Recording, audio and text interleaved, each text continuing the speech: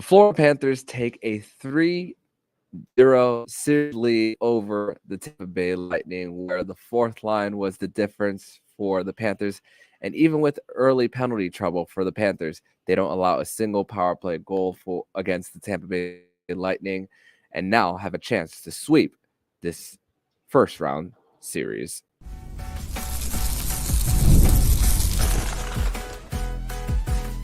You're Locked On Panthers, your daily podcast on the Florida Panthers. Part of the Locked On Podcast Network, your team every day.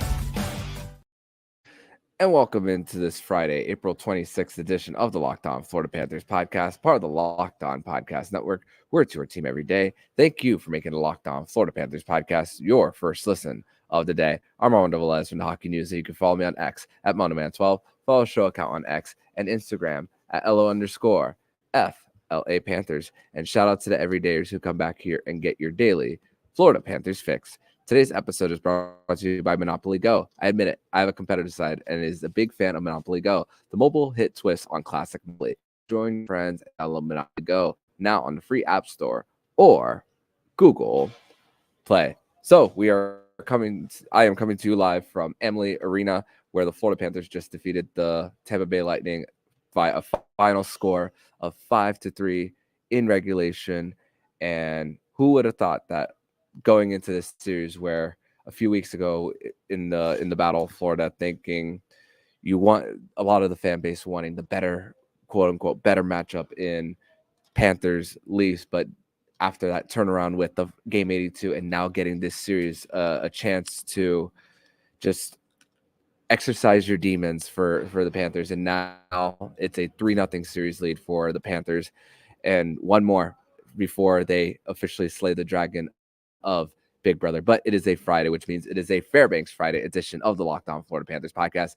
Nick Fairbanks is here, and Nick, just an overall incredible game for the Panthers. I mean, not off to the best start as far as going to the box and having to be down a man, but for the Panthers, just also with them, their ability to weather storms. Once again, another second period where the Tampa Bay Lightning tilt the ice a little bit and get more of the scoring chances and a little bit of a track meet for this game. But the Panthers continue to manage. And here we are, Nick, a 3-0 series lead for the Cats. Yeah, so that parade to the penalty box, nobody saw that coming. So I have to say that resiliency is probably the best word to describe this team. You know, they don't let anything faze them. Tampa, throughout this series, and it's happened in each of the 3 games, they don't come out really hard in the first period. Second period, it seems to be their period, and they really put it to the Panthers. But guess what? Panthers don't waver. They basically gut check it, and they make sure that they're either tied or they're winning by the end of the second period. And you can't say enough about that. I mean, you're taking a very good team and you're making them make questionable decisions, especially with a player who's going to win the Hart Trophy this year in Nikita Kucherov. So there's no feat that this Panthers team probably can accomplish, but let's wait to see if they can finish the job on Saturday. That'll be the telltale sign. Yeah, and Palmer asked after the game about the hardest thing to do about clinching a game 4, and also asked about other things about in relation to this team, and he said, no, I want no part of that question. He literally said that. It's like he's a man who lives in the present. I just don't say it on the show for the sake of saying it, but I mean, going back to the Panthers and Nikita Kucherov and limiting them for this one. I mean, 4 shots on goal. Still, they're feeding everyone on the ice, that right far side half wall, and also getting him back to the point for him, and still lethal for him. But still, zero goals on in the series for him. But for the Panthers, the story was really the fourth line for the Panthers, especially the third and fourth goal for the Panthers. The the fourth line getting in on fighting for the puck, getting it back to Montour, and then he rips one through a screen to make it 3-2 at the time. And also, Tampa Bay also got their first lead of the series too. Let's also keep that in mind too, where of the dominance that Florida has had, especially at 5-on-5. The Lightning, also had a disallowed goal due to an offsides by Brandon Hagel tripping right before they entered the zone too. So that's another thing, a little bit of a lucky break for the Panthers there when it comes to that offside by Hagel. But man, multiple opportunities for this to shift. I mean, when the Lightning were up 2-1, Eysmont gained the zone, got a shot off, and then Lilleberg gets another opportunity on the rebound. Bob, even though he didn't make the highlight reel save that he did in game 2, I mean, still one to possibly save the Panthers, especially for it getting worse, and all about the timely saves. Both John Cooper and Paul Maurice we spoke about momentum, but it's not always about getting a certain amount of shots on goal, but just about when you get those qualities and taking advantage of the opposition. And Tampa Bay, they were turning the puck over quite a lot in their own end when the Panthers were not going through their parade in the penalty box. The Panthers were just checking right there, limiting their time and space. I mean, think about the goal by Sam Reinhart. He's the one who creates that the loose puck in the first place when Duke was trying to exit out of the zone, and then quick passing to Tarasenko and then back to Sam Reinhart to beat Vasilevsky glove side. It's simple things like that in the Panthers game that has continued to create so much success and W's on the board. And Sam Reinhart now 1 goal away from the most in Panthers history, regular season and post. So I want to go back to the fourth line comments, and how can you not be happy for a guy like Lawrence right now? Didn't play hardly at all during the season. He did play during the game in Detroit that I was able to attend to.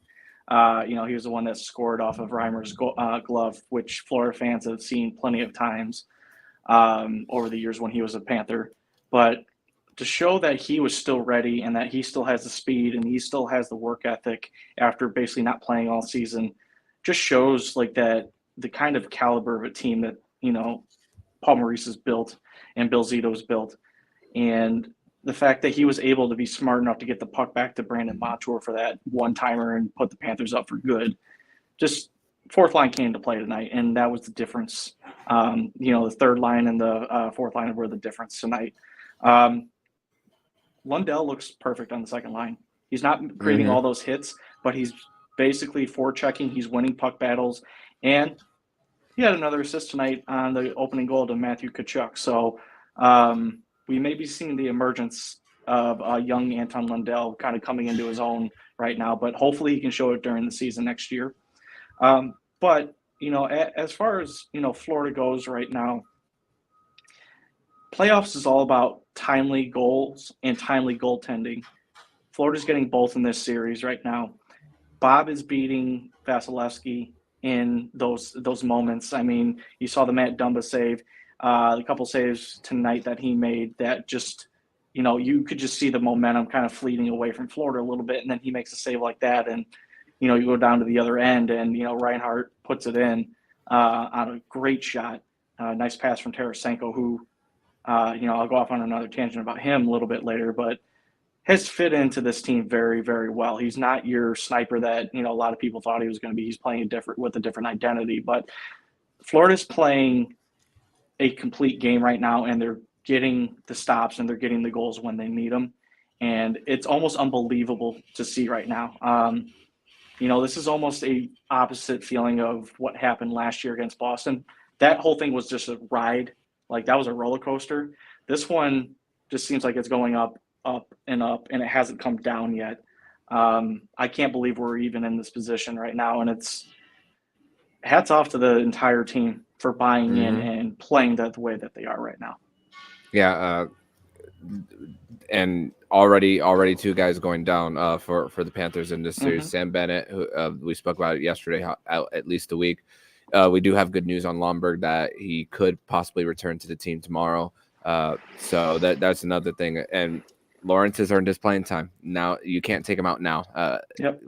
When he scores a big goal like that, and also that dish from Lundell to Matthew Tkachuk, that was his 20th playoff goal, and also for Steven Lawrence getting his first ever career postseason goal from the ECHL in Florida all the way to this moment for him and making a difference in the Panthers, really increasing that lead for them too. And also credit to Kevin Stenlund moving up a line where he broke up a pass and went another shorthanded chance on Ekblad's shorthanded chance back on Tuesday. He was tangled up with, I believe it was Stamkos. So there could have been possibly a 2-on-0 situation there too. So that's another thing. Kevin Stenlund's also shown up to play too for the Panthers. So that it's just everybody has come to play. Nick Cousins is doing it on both sides with Brandon Montour. Also wore a funny, hilarious shirt in relation to Nick Cousins. Call him Wayne Chetsky, that they call him there. So, but Chetsky the turtle. Yeah. So we're going to transition over to segment number 2. We're going to discuss more about our 3 stars of the game and when we thought this game was won or lost. We're going to discuss that and more here on the Locked On Florida Panthers podcast.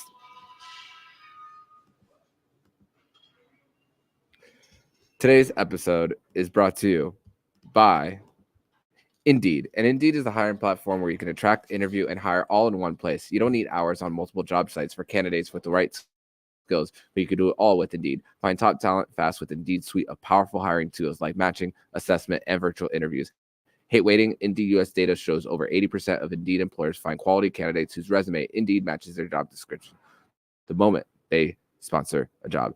Indeed knows when you're hiring your own business, you have to make every dollar count. That's why with Indeed, you only pay for quality applications that match your must-have requirements. So visit Indeed.com/lockedon to start hiring now. Go to Indeed.com/lockedon. Indeed.com/lockedon. Terms and conditions apply. Cost of application pricing not available for everyone. Need to hire? You need Indeed.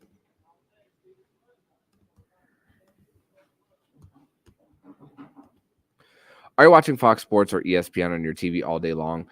Have to turn down the volume with all that shouting? Make the switch to Locked On Sports today, a free 24/7 sports streaming channel program for you every day to bring you the biggest stories without all the screaming. Locked On Sports Today brings you the can't-miss analysis, opinions, and news streaming 24/7 on YouTube or the free Amazon Fire TV channels at part of the Locked On Podcast Network. Your game every day. Back on Friday, April 26th edition of the Locked On Florida Panthers podcast. Thank you once again for making the Locked On Florida Panthers podcast your first listen of the day here on a Fairbanks Friday edition of the show, where the Florida Panthers defeat the Tampa Bay Lightning by a final score of 5-3 to take a 3-0 series lead over their cross-state rivals, Tampa Bay Lightning. And let's go right into the 3 stars of the game for this one. Number 1 star for me is Brandon Montour, +3 on the night. Gets 2 points too, and just creating a play when necessary for the Panthers. And I didn't even mention in the first segment where before Brandon Montour got the puck out to Tarasenko, he had to reach over to save that puck from exiting the zone too. Let's not forget that. So continuing to create that the offense for Manny Montour there. But even Paul Maurice spoke earlier today about Montour. We heard him talk about Reinhart having a bad attitude with wanting him to pay.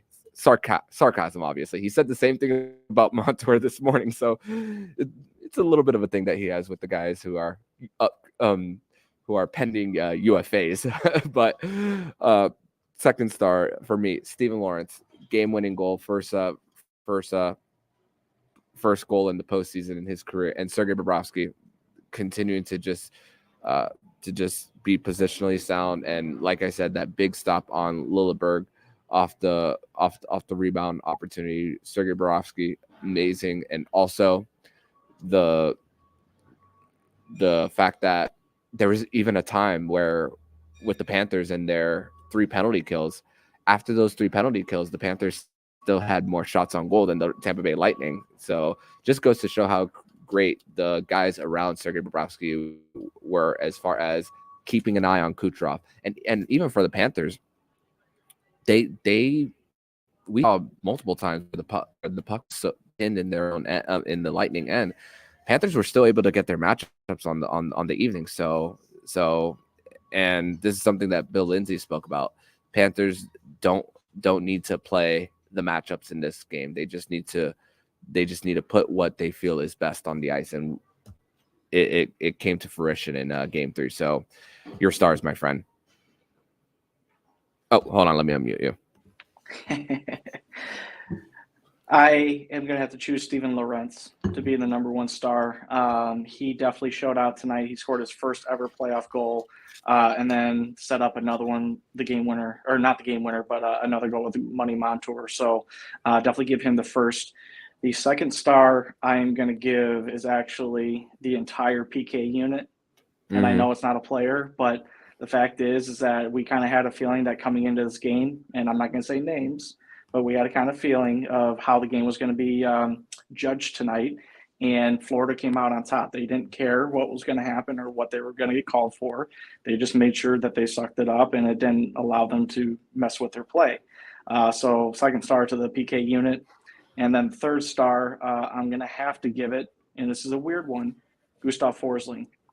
I know he was called for 2 of the 4 penalties, but I guarantee you, if he's not out on the ice for the PK, you see how much the team needs him. And the fact that he was on Kucherov all the time and breaking up passes and not giving him any room, he's one of the main reasons why Kucherov has not seen anything this series, other than being, monitored by Barkov and a few others. But I have to say Gustav Forsling right now is the number one defenseman for Florida, and he deserves it after a game like tonight. Gustav Forsling and keeping an eye on Kucherov, and also Sam Reinhart whenever he's on the PK. Whenever you see that bumper position fed to Braden Point, you're seeing Sam Reinhart going for that back check and even a stick lift to get it out too. So that's another thing with players showing up on the PK and just constantly putting them under duress too for them. So that's just everybody defensively is just they know that they are playing to their strengths and their identities that has brought them to top 5 in PK, and to think that you'll let those opportunities by Stamkos go, as far as game 1 being a garbage time goal, and then for Tampa Bay, and then him getting another one, which even though Stamkos got a goal on the afternoon on a redirection too, still you'll take it if it becomes a spurt and you're eliminating other scoring opportunities for the Tampa Bay Lightning. You're not seeing Hedman score from the point. You're not seeing that quick snake eye pass from Kucherov too. So. And also, you're not having the Plots, you're not having the Ross Coltons, and I've named so many different depth players over the last week that Tampa Bay just doesn't have anymore. Kaloran is another. So it's really shown in this series for Tampa Bay that the bill does eventually come due for them. But the moment when I thought this game was won, that it has to be the Lorentz goal. Spoke about multiple times, and I'm going to hammer it once again. The top guys are going to cancel each other out eventually throughout the series. Goaltending, you have 2 Hall of Fame goaltenders on both sides of the ice, and when you see Tyler Mott score there, it's like, okay, bottom 6 scoring, 4th line scoring, Florida, what can you do? And then getting the 2 goals due to that 4th line for the Panthers. So the Steven Lorentz goal that created off a loose puck, bounced off a Lightning player, and then right place, right time. I don't know how I can go a different direction outside of that play. Your moment when you thought the game was won. I have to say the Montour goal, just because I had said to some fans on Twitter that when Tampa went up, I said, we're fine. It's going to be okay. The next goal is going to be key. Sure enough, Reinhardt scores. Then maybe a few minutes later, we get the shot from Montour from the point, and it just goes top corner. I had a good feeling after that. Florida was going to be able to shut it down, lock stuff down. Shout out to Tom McLean. And you just saw how the team just pressed after that and how suffocating they were and not allowing anything to go over the blue line. If it was going to be going over the blue line, it was going to be chipped over their head, and they're going to go win the battle anyway. So for me, I thought after that goal, that's when the team really just dug in, and they weren't going to let anything, get past them. So I will say this too, that had Lorentz not scored, it would have been much more interesting of a game going forward. But just happy for him again. And I know we've said it many times, just really happy. Yeah. Also, all three games have had at least one goal within within a minute of a period. Too. Also, multiple times we've seen a penalty carry over to another period, including 2 tonight for the Panthers. Mm-hmm. That first goal of the second period by the Tampa Bay Lightning, they were coming off a power play too, where the top guys were still on the ice too. So for what that's worth, for that situation, and the waves. Once again, we're talking about the waves. The Tampa Bay getting 2 goals in a minute and 12 seconds apart too.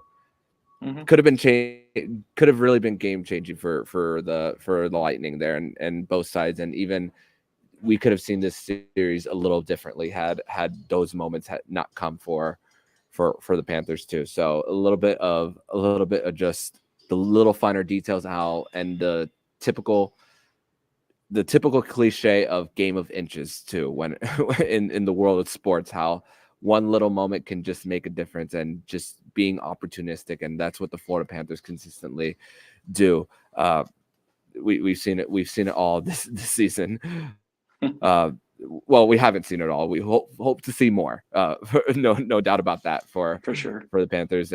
And hey, it's hopefully it's only the beginning for them. But we're going to transition over to segment number 3, where we are going to discuss more about what the guys said post game in the locker room. And now that the Panthers are up 3-0, it's a chance to sweep and defeat the Tampa Bay Lightning for the first time in the Battle of Florida. We're going to discuss that and more here on the Locked On Florida Panthers podcast.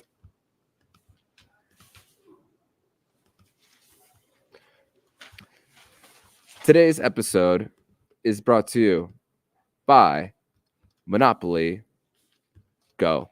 And I have been told that I have a competitive side. We all do. And my competitive side is a big fan of Monopoly Go.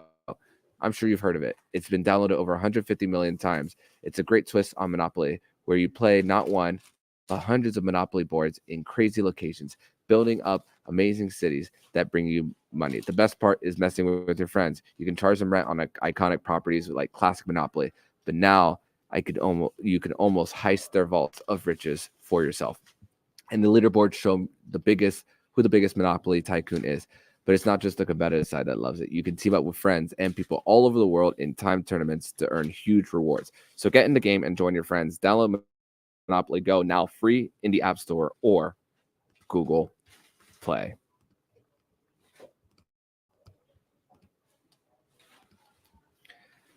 Segment number 3 here on this Friday, April 26th edition of the Locked On Florida Panthers podcast. Thank you once again for making the Locked On Florida Panthers podcast your first listen of the day here on a Friday, where the Florida Panthers have defeated the Tampa Bay Lightning by a final score of 5-3 at Amalie Arena. And if you guys hear some noise here from Amalie Arena, the crew over here is officially doing the changeover for the concert that they're having tomorrow, which Hart will be performing at Amalie Arena. If you guys need to know the song, this familiar song, it's Barracuda. It's the band that plays that song. That's all you need to know. That's the only song I know from them. So if you hear any noise, that's what they're doing as far as their changeover.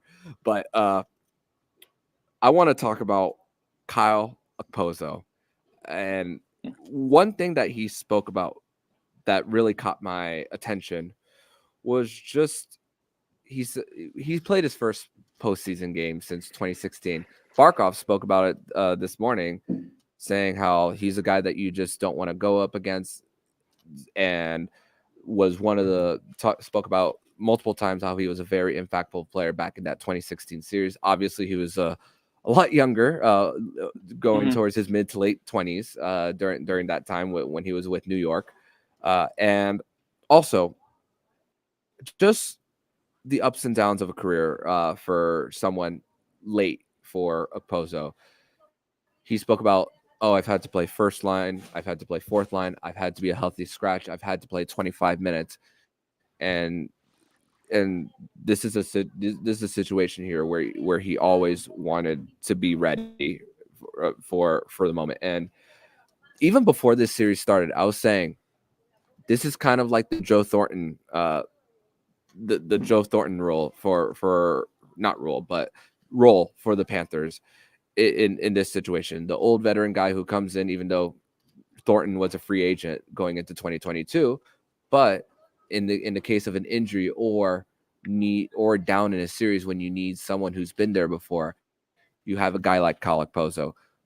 Situation comes where Lomberg is sick, Bennett is out, Okposo comes in, boom. And the only cap coverage that the Panthers would have to pay Kyle Okposo $500K, and that would be the only cap overage that the Panthers would have next season.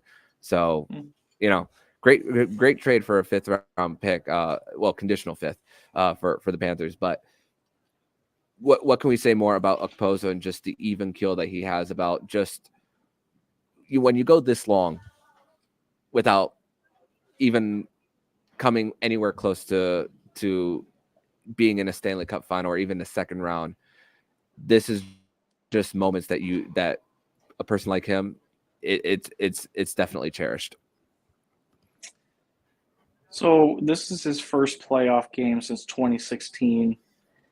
They beat the Florida Panthers that year, unfortunately, and I don't remember who they went up against, but it didn't last very long. And then he goes on to sign with the Buffalo Sabres and tries to buy into what they're trying to do with their draft picks, with the Jack Eichel, Middlestad, you name it, trying to build that organization back up. And it just, unfortunately, just never accumulates. They never get over the hump and everything. And you just kind of wonder about a player coming from that system, if they're going to be helpful or if they're going to, bring that energy with them. And I think you can see it with Brandon Montour. You can see it with Sam Reinhart, that all of them are very appreciative and very happy to be in the position that they are. And I think they're willing to do almost anything to make sure that they get their name etched on the cup in a few months.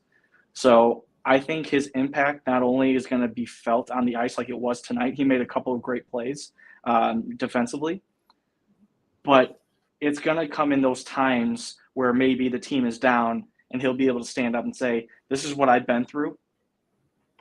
We're right there. And if we just push a little bit more, we can be that team that everybody talks about for the season. So I'm happy he's here. I'm glad that he's going to be able to be a contributor no matter what. I just want to see him pot a goal. I want to see him pot a goal this postseason because I think that would cap it off. It's almost like, in a way, a Zach Dalpe for me. I know Zach Dalpe is a career AHLer and the captain of the Checkers, but I think it would be a good feel-good story. Which, by the way, the Checkers won tonight 3-1 over the Hartford Wolfpack. So now that makes 8 out of 9 matchups for the Checkers over Hartford this season.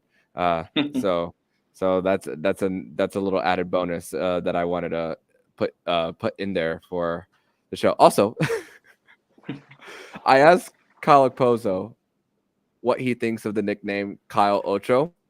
He said he liked it. He said he's a fan. So he looked confused at first. I told him why before he said it. It's like, oh, that makes sense. I like it now. But honestly, great to have someone like him on the team too. And also, we saw a little bit of desperation from John Cooper too with the shifting of the lines. A lot of times, Duke was originally put back in the second line. Brandon Hagel, you saw late game situations how point. Stamkos and Kucherov were back together, and still the Panthers were still able to just keep them in check too. So that's another thing for the Tampa Bay Lightning. And just when you have to, it's always great when you're watching a team you cover or watching a team that you follow. They are forcing the other hand that and we spoke about, and even Paul Maurice spoke about how, John Cooper spoke about how the Panthers had to help make them change their game plan. It's happening all the time throughout the series, including changing the lines, something that we didn't really see too much of in the first two games. Now, when you're in desperation mode, you got to throw something. I mean, we saw Bruno do that in 2022, where they were just all over the place. But except for Bruno, it was too little, too late. So now we're seeing it on the other side of things for the Panthers, and just getting forcing the hand of John Cooper there. So what do you think of that? So I think, number one, if you saw or if you've heard the quote that he gave post-game, is that you have to believe. And if we have guys that don't believe, then we'll see if they show up tomorrow. And I'm thinking that's either a morning skate or a practice. So he knows what situation they're in. And I think he's just trying to find the right combination of players that are willing to pay the price of winning a game right now. They have to win one battle after another and put them together in order to win a game.